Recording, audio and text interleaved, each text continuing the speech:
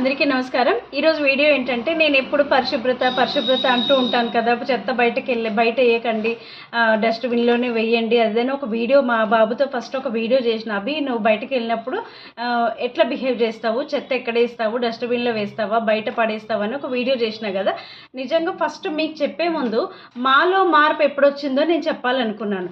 మేము కూడా బయటకు వెళ్ళినప్పుడు డస్ట్బిన్ అందుబాటులో లేకపోతే ఎక్కడ పడితే అక్కడ చెత్త వేయడము ఇట్లానే చేసేవాళ్ళము. మాకు అభి 3 సంవత్సరాలు ఉన్నప్పుడు నాలో ఈ చేంజ్ వచ్చింది. ఆ చేంజ్ వల్లే నేను కూడా చాలా బాధపడిపోయి నిజంగా ఎక్కడ పడితే అక్కడ చెత్త వేయకూడదు కదా, జ్ఞానోదయం అయింది నాకు కూడా. ఎందుకంటే నేను ఇంట్లో కొంచెం హైజీనిక్గా మెయింటైన్ చేసేదాన్ని. చెత్త ఎక్కడ పడితే అక్కడ వేయొద్దు, డస్ట్బిన్లోనే వేయాలి నేను మెయింటైన్ చేసేదాన్ని. పిల్లలతో కూడా అలా చేయించేదాన్ని. ఒకవేళ పిల్లలు ఇంట్లో ఏదైనా పారేస్తే వాళ్ళతోనే తీసి వాళ్ళతోనే క్లీన్ చేయించేదాన్ని. నేను అసలు క్లీన్ చేసేదాన్ని కాదు అది.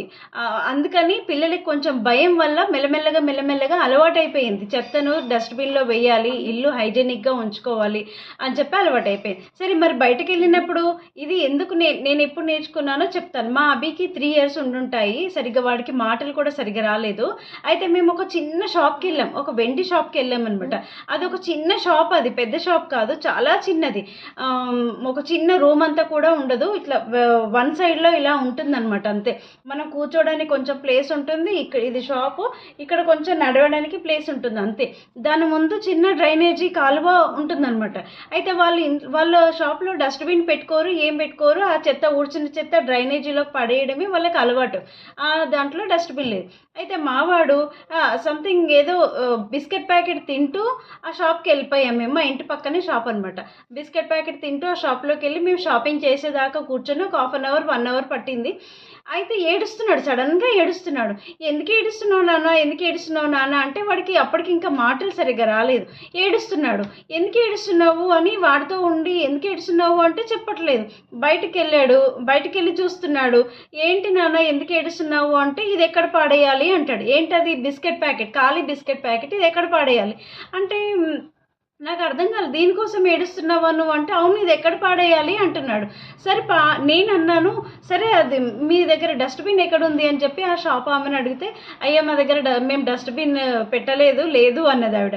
అంటే సరే నాన్న, అక్కడ కింద షాప్కి ఇట్లా ఆనుకునే డ్రైనేజీ ఉందనమాట, కింద చిన్న మోరీలాగా ఉందనమాట. దాంట్లో పడేయి అన్నాను. అందులో పడేయనా, దానికోసం ఎందుకు ఏడుస్తున్నావు అంటే పడేయనంటాడు. నేను అందులో పడేయను అంటాడు.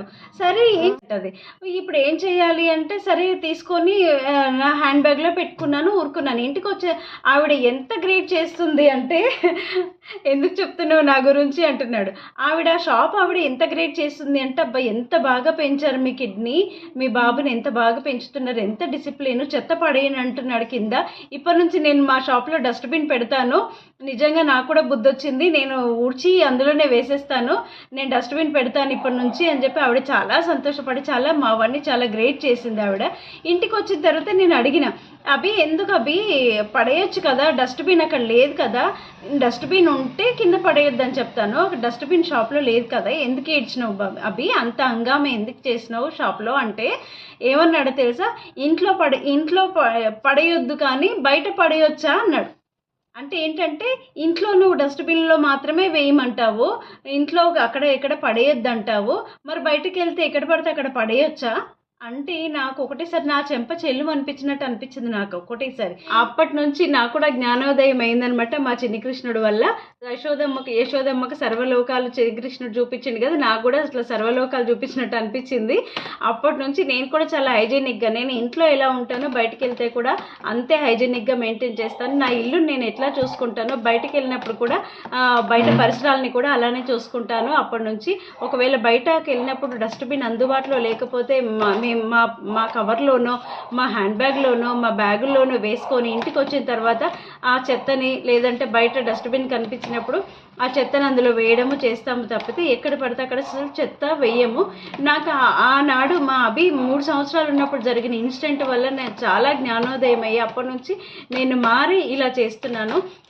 నిజంగా ఇది చాలా గమనించగలరు. మన ఇల్లుని ఎలా ఉంచుకుంటామో బయట పరిసరాలు కూడా అలానే ఉంచుకోవాలని చెప్పి నా విజ్ఞప్తి. ఇంతటితో ఈ వీడియో ముగిస్తున్నాను.